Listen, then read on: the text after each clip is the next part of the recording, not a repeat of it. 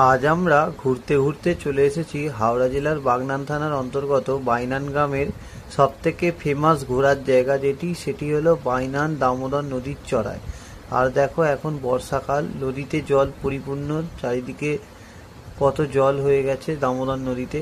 এমনি দামোদর নদী হচ্ছে বর্ষার জলে পুষ্ট নদী, ঠিক আছে।